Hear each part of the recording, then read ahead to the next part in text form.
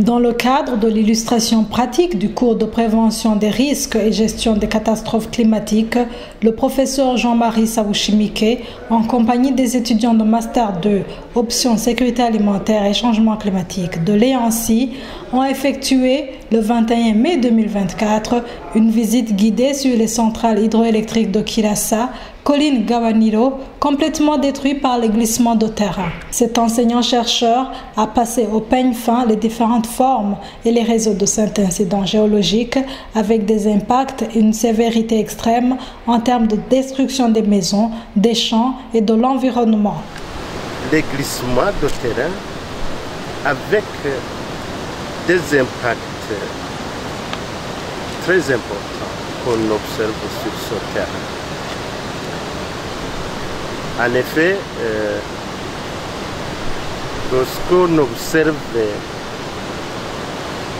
l'intensité de la destruction des cultures, le nombre de maisons qui ont été détruites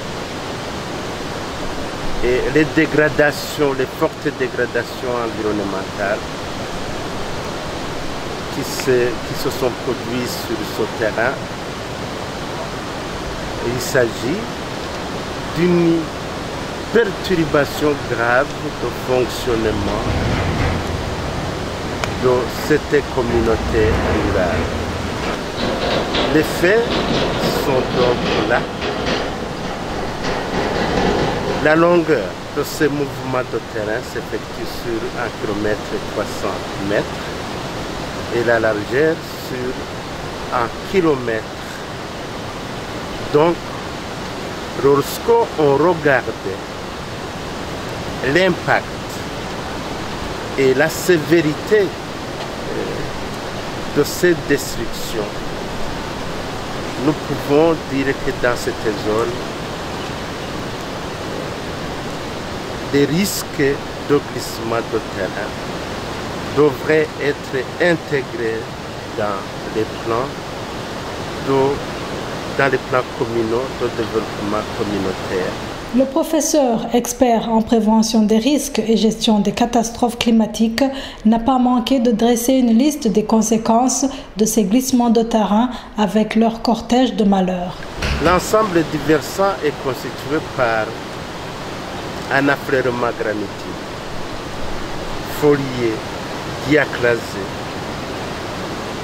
très altéré, même dans les conditions normales de température et de précipitation. L'altération profonde de cette masse rocheuse le prédisposait effectivement à ce genre de mouvement de terrain. L'autre facteur très important, c'est la pente très forte, 70% d'inclinaison. Et le troisième facteur le plus important, c'est que la pression de l'eau dans la masse altérée en place, à la suite de fortes pluies qui se sont observées sur l'ensemble de la région de l'Afrique de l'Est, serait l'origine du déclenchement de cette catastrophe. À côté de ces facteurs dits naturels, il y a l'horreur de l'homme, la pression de l'homme sur son environnement a accéléré le déclenchement de ces mouvements de terrain.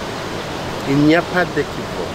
Les populations du milieu touchées par ces catastrophes, témoins oculaires, quoi qu'elles étaient dans la désolation, ont relaté le déroulement des faits dans leur fraîcheur. C'était en date du 19 avril, quand je vis des gens fuir, disant que de grandes fissures pouvaient causer de glissements de terrain. Je suis sorti dans l'enclos jusqu'à 20 h en observant le mouvement de gens qui descendaient.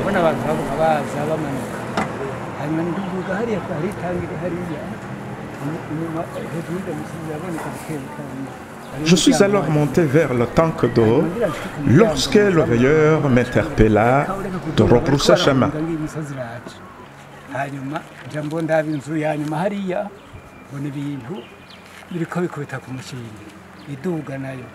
C'est à ce moment que j'ai vu des pierres qui heurtaient les maisons 7 et 6 de la centrale et ces dernières se soulevaient en hauteur.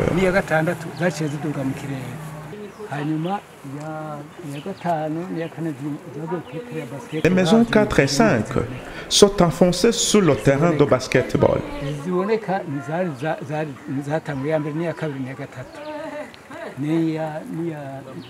Seuls restent visibles les maisons 1, 2 et 3 et l'autre qui devrait servir de dispensaire.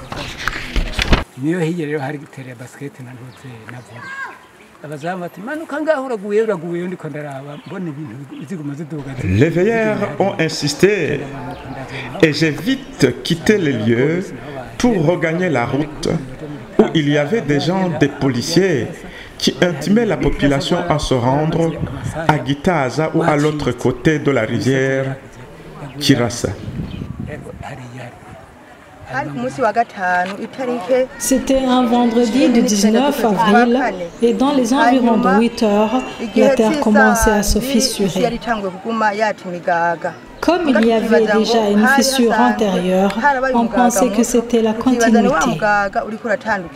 Vers midi, la fissure s'agrandissait davantage et causait un glissement qui engloutissait tout sur son passage, bananes, manioc, etc.